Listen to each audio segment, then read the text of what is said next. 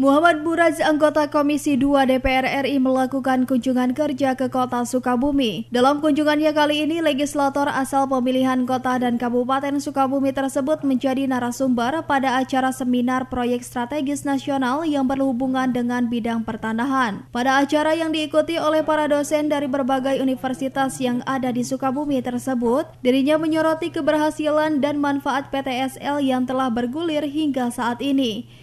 Dirinya juga menyebutkan bahwa PTSL yang berlangsung saat ini sangat terbukti manfaatnya yang dapat dirasakan oleh masyarakat luas.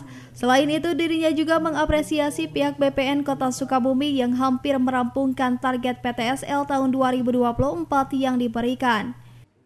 Jadi sekarang kan mulai ada program, tadi kan baru dimulai tanggal 14 kemarin katanya.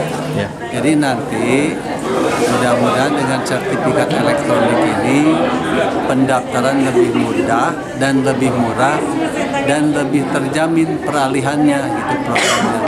Ini kan teknologi mulai digunakan karena setiap orang bisa ngecek terus tanahnya, termasuk lokasi tanahnya. Jadi kalaupun